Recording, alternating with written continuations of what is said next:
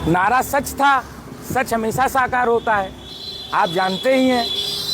आपको मैं बता दूं, कल जो हमारे नेता का कार्यक्रम था, ना कहीं कोई बस लगाई गई थी, ना कहीं कोई जीप लगाई गई थी, ना कहीं कोई ऐसा संसाधन लगाया गया था। लोग अपने पैसे से, और ख़ासकर नौजवान, मैंने जो नारा दिया था उसको चरितार्थ करने का काम नौजवानों ने किया, और नारा लगाते हुए ये आए कि अपनी गाड़ी अपना तेल, पप्पू निषाद रेलम रेल।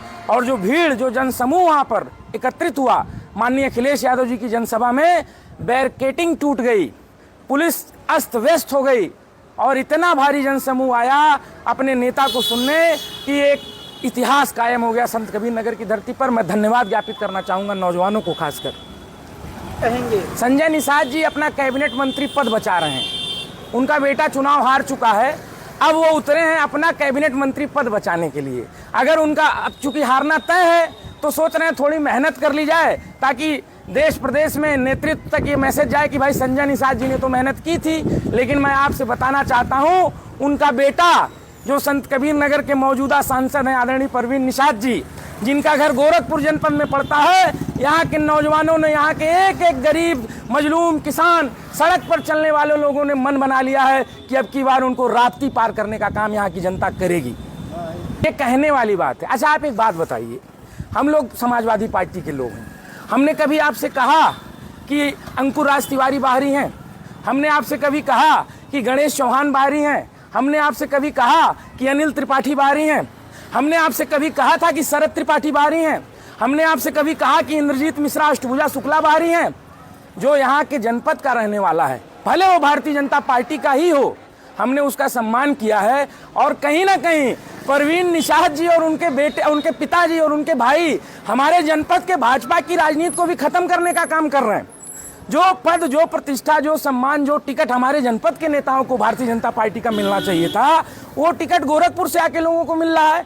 तो भारतीय जनता पार्टी के भी लोग हमारे साथ हैं, उन लोगों ने मन बना लिया है। क्षेत्रीय नेताओं ने, मेरी बात होती है सबसे, उन्होंने कहा कि आपका नारा एकदम चरितार्थ होगा और हम सब भी मिलकर इनको अब की राप्ती पार कराने का काम करेंगे। कल अमित शाह आ रहे हैं, करंट देंगे। अमित शाह आ रहे हैं, आने दीजिए, उनका करंट तो वही हाई स्कूल, इंटरमीडिएट और 12वीं वाला होगा। पिछली बार आए थे तो कह रहे थे संत कबीर नगर में मेडिकल कॉलेज बन रहा, हो सकता है कल वो शिलान्यास या लोकार्पण करने आ रहे हो आचार संहिता में। झूठ बोलना इनका काम है।